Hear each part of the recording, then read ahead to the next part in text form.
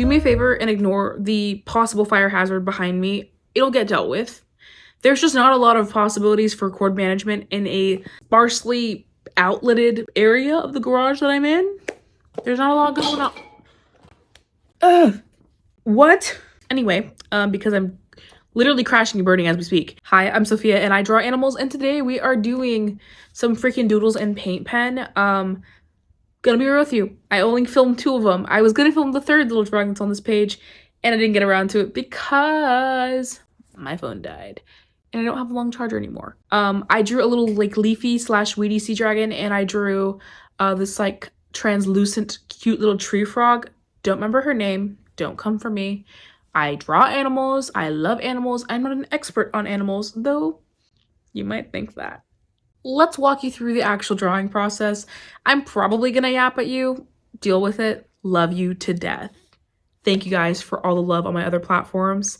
And here, genuinely from the bottom of my heart, thank you for all the love and support on my Etsy. Like, you guys have literally, you guys got me through Christmas. You got me through Christmas because of my Etsy funds. I was able to afford groceries because of Etsy. So love you to death. Let's get into the video. It's freaking voiceover time. Okay, well, kind of voiceover, but not really voiceover because my mic adapter for the USB-C thing, she's missing somewhere in the room and I don't know where I put it. So we're just doing a different way of doing this today. As far as walking you through my sketch process, I like to try and, well, my eyes are pretty blurry already for the most part. I have contacts, but they don't do much. But I do my best to block out the biggest shapes that I can see, kind of as angularly as possible. I kind of like the exaggerated shapes rather than going for an exact match, especially when animals have curves. Like, you can almost see it's almost a little too angular when I draw like hair and necks or anything like that, because I like that look. It's just kind of, I guess, part of my style at this point. But with this little sea dragon guy, I wanted to achieve like maximum flowiness, so I was definitely exaggerating the little leafy tendrils and any arches and like dips in the body, because there was a lot of like funky bumps and stuff and ridges in the leafy sea dragon, so that was pretty fun. I did also sketch with a Prismacolor pencil because I wanted to minimize any erasing I could do. When I thought it was like minimal, there was actually like no erasing I could do because I tried erasing some of it and it literally did not come off. Which it might have just been this paper, because I have been able to kind of get off Prismacolor pencil before, like off of paper, and it did not work. So honestly, I just burped a little bit. It worked out in my favor because I wasn't able to like overdo it as far as the sketch went. And then I went for a more translucent color. Well, first of all, this is already a very green animal, but I knew that the lightest greens I had in this marker pack would be pretty translucent, so I still want to be able to see the sketch, because I also kind of like that look. But so in doing that, it did make it easier to go over and add details afterwards. I'm very much a bottom-up kind of artist. Like, I like to lay one flat color and then work with everything else. I think it tones all the colors, which there's probably something like methodical about that I don't really know that well. It's essentially underpainting in a way, but it works for me. And you're not technically supposed to be layering too many layers of art marker, like acrylic paint pens. But these ones I feel like do layer pretty well, and I'm still able to kind of mark up with my Prismacolor pencils afterwards, because those ones are a soft enough pastel that I can actually get some like some lines out that are actually showing up. So that's pretty cool.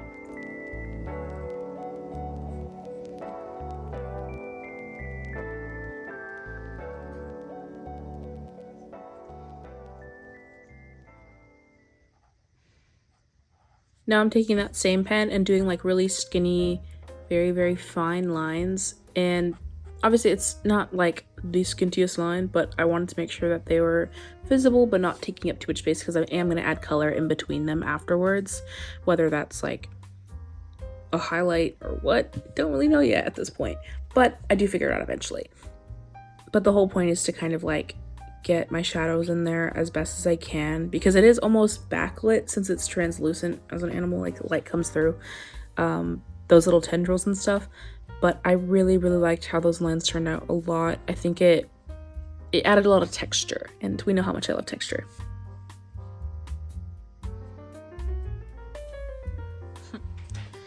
my laptop in because my freaking iPad died, so that's so cash money. Now I'm adding in my golden yellow paint pen that I have. It looks kind of random. It honestly is kind of random, but I'm just looking at the reference image and seeing where the warmest parts of the green are and adding in that little yellow. It is a little bit warmer than the actual image, but once again, I like to exaggerate contrast, I like to exaggerate colors, I like to exaggerate shape a little bit within reason.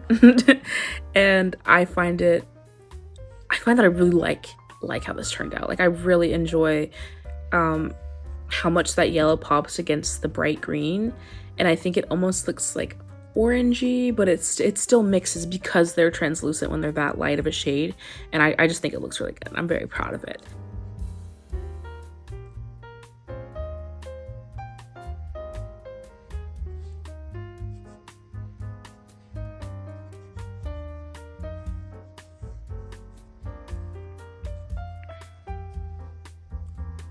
Next up is my favorite part that I get to do whenever I do these little art marker pieces. I love to go in with a pencil afterwards and just add those little lines that I need to be defined a little bit more. I'm not lighting the entire piece, although it may look like that. I promise I'm not. I'm just kind of going in on the deepest parts of like the little curves and stuff to add a little depth, and then using it to kind of line some of those really, really light parts that there's a little bit more I think they're a little bit more distinguishable, if that makes any sense. I don't know. I'm defining shapes, I guess. That's what I'm trying to say. I'm like running out of words, apparently. And then I also go in on those darker parts of the green and kind of just like blend them out a little bit, mostly for the texture, mostly for the fun, but I think it does make them look really good, in my humble opinion. And I just do that across the entire piece, and it does start to hurt my hand after a little while. But I do continue to do it with like every piece that I do that is like this, and I probably will never stop. Yeah. We're gonna add finishing touches, and then I will let you go because we're gonna start our next little drawing.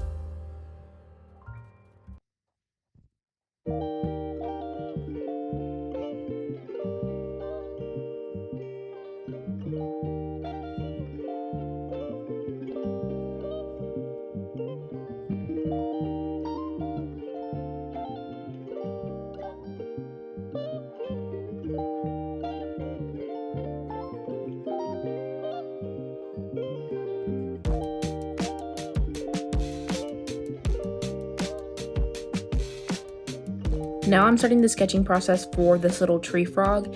It is translucent, and I specifically went into this knowing that it would be a challenge for me, because not only do I not draw translucent, like fully translucent things, like this one's almost clear. So like the colors on it are kind of there, but not really. I had to pick out what colors I could see. This is making no sense. It's not like translucent yellow, it's like green and blue and purple because it's clearish. And it has these bright yellow dots on it. So I was already worried. I don't know why I chose this, but it was a challenge, and I kind of wish I hadn't done it because it took me way too long to get those fucking dots in order. But I did the same thing that I usually do, which is choose a base color.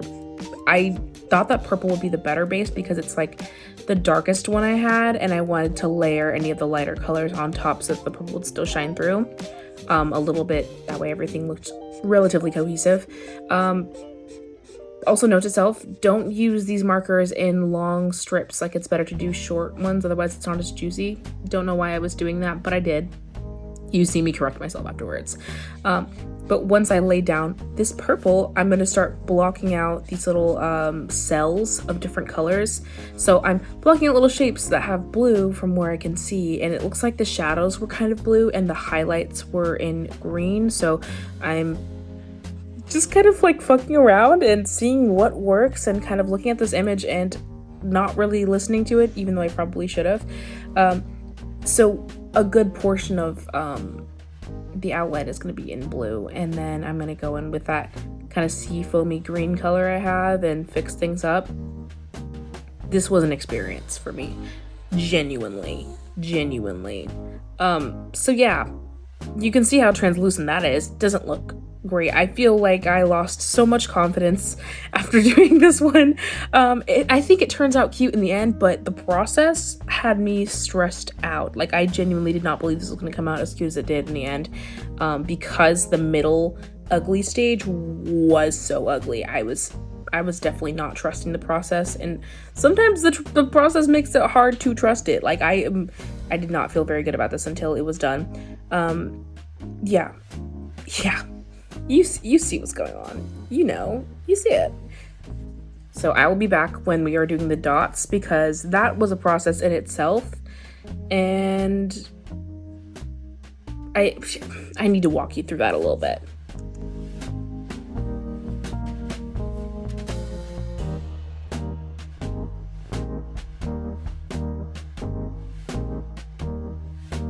Now that the purple is down for the eyes, I used a dark purple for that.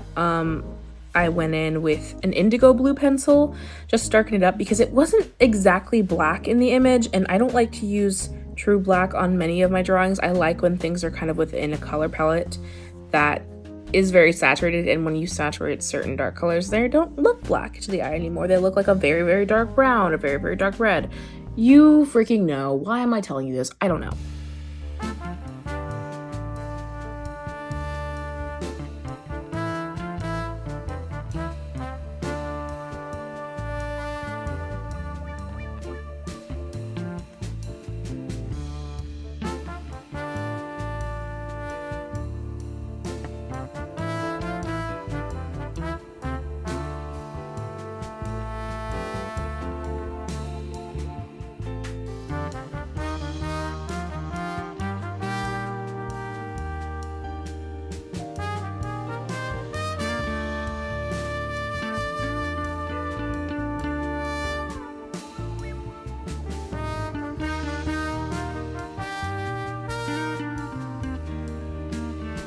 So, these dots, they're kind of bright yellow in the picture. That's what they look like. But my bright yellow is translucent, so it wasn't showing up as well as I wanted it to. It wasn't very bright, and I was like, oh my god, what am I gonna do? I'm just gonna have to layer dots and dots and dots and dots and dots. And you know what?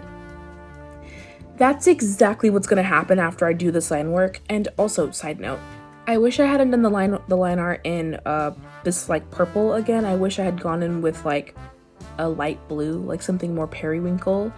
Probably darker than that because it might have blended in. But I just think the purple didn't look good against that bright yellow I had used to kind of like accent certain parts of the drawing. It was like a pencil that I used that was almost like a neon yellow.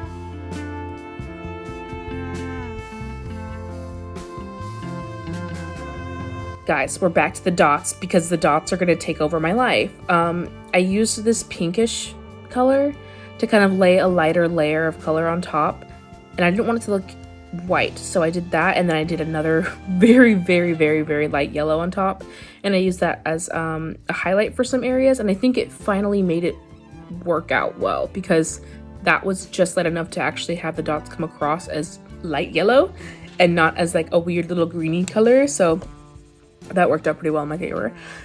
Unfortunately, I ruined it immediately after by using this fucking teal to do these little scribbles on the outside. I don't know why I did that.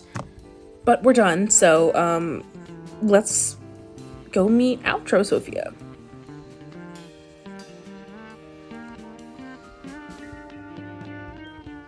Hi, it's me again. What the freak? It's been like so long since I've said that. I feel like the last couple of videos I wasn't drawing or talking actively, so like I didn't get to say bye to you.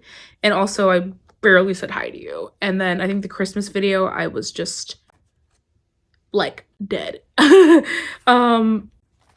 is the page. This is the third drawing I talked about, but you didn't see. It's a lemur. I don't think it's very good.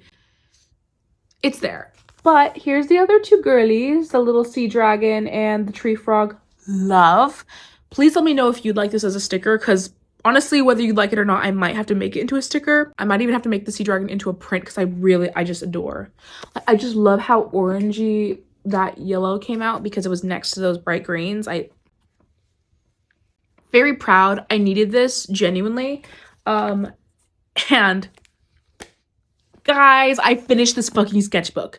I literally quickly posted a TikTok being like, can you please send me pictures of your pets, guys, so I can draw them with my left hand really badly. And now this is done. So I just finished filming a sketchbook tour. That way I can actually post something next week as well, because I want to get back on my schedule that has been fucked up for months because of the holidays. It's totally fine. I'm totally so flexible and totally chill about not getting to do the things that I want in the way that I want to do them. Congratulations to me. She's done. She's out of the way. What does that mean for us? It means we get to buy another sketchbook, which I've been really wanting to do because I need the novelty of sticking stickers on something and opening up a new fresh page and scribbling all over it. Yeah, so that's that. A sketchbook tour is coming. It's going to be a really quick one. I'm going to speedrun it. This does not have that many pages. It's the Ohuhu marker pad. But all in all, that's what I have for you guys. Thank you so much for being here. I freaking love you. If you made it to the end of this video, you are a real one, and thank you for giving me your time and your energy and your click and everything. Like, I genuinely, there's a gnat in here. I genuinely appreciate it. I hope you know that. So do me a freaking favor and drink some water, take care of your mind, take your meds, and I'll see you in the next video where we what? Do a sketchbook tour. Genuinely feel like I'm on cloud 9. I did something, I accomplished something. I'm no longer depressed. I've never been depressed. I've never had a mental illness in my life. Like, I feel so good.